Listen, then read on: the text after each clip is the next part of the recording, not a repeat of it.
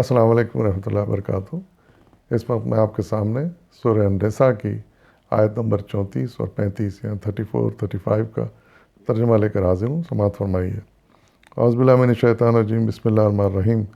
مرد عورتوں پر قوام ہیں اس بنا پر کہ اللہ نے ان میں سے ایک کو دوسرے پر فضیلت دی ہے، اور اس بنا پر کہ مرد اپنے مال خرچ کرتے ہیں۔ پس جو صالح عورتیں ہیں وہ اطاعت شعار ہوتی ہیں، اور مردوں کے پیچھے اللہ کی حفاظت و نگرانی میں ان کے حقوق کی حفاظت کرتی ہیں۔ اور جن عورتوں سے تمہیں سرکشی کا اندیشہ ہو انہیں سمجھاؤ، خوابگاہ میں ان سے علیحدہ رہو اور مارو۔ پھر اگر وہ تمہاری متی ہو جائیں تو خواہ مخواہ ان پر دست درازی کے لیے بہانے تلاش نہ کرو، یقین رکھو کہ اوپر اللہ موجود ہے جو بڑا بالا اور برتر ہے۔ اگر تم لوگ میاں بیوی کے تعلقات بگڑ جانے کا اندیشہ ہو تو ایک حکم یعنی ثالث مرد کے رشتہ داروں میں سے اور ایک حکم یعنی ثالث عورتوں کے رشتہ داروں میں سے مقرر کرو۔ وہ دونوں اصلاح کرنا چاہیں گے تو اللہ ان کے درمیان مصالحت کی صورت نکال دے گا، اور اللہ سب کچھ جانتا اور باخبر ہے۔ صدق اللہ العظیم۔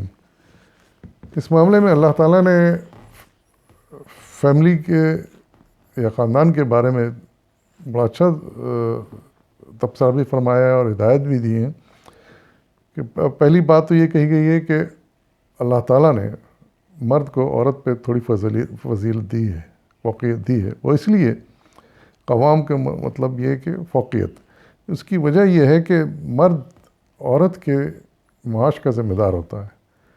ظاہر ہے کہ شادی کے فوراً بعد یہ ساری ذمہ داری مرد پہ عائد ہوتی ہے کہ وہ تمام اخراجات اور معاشی ضروریات عورت کی پوری کریں، اور بعد میں بچوں کے لیے بھی۔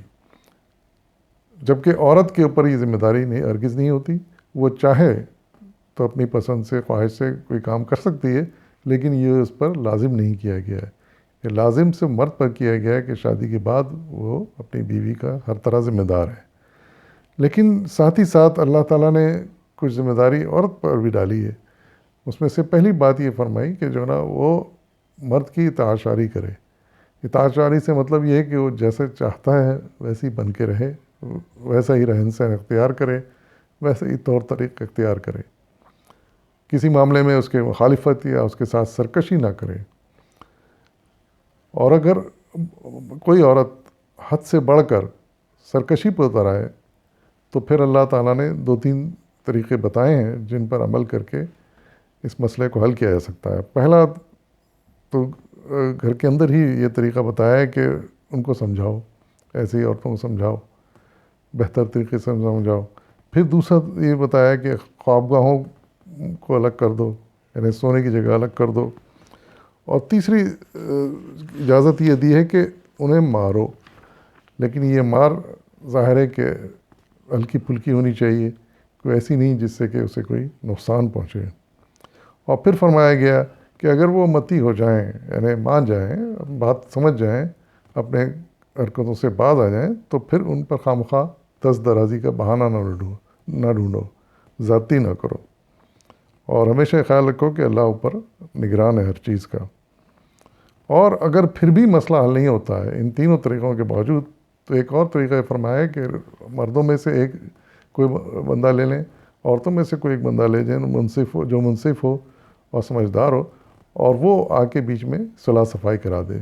تو اللہ تعالیٰ فرما رہے ہیں کہ اس طرح امید ہے کہ مصالحت ہو جائے گی، اللہ تعالیٰ رحم فرمائے گا، اور پھر یہ نااتفاقیاں دور ہو جائیں گی اور فیملی پھر سے فعال ہو جائے گی۔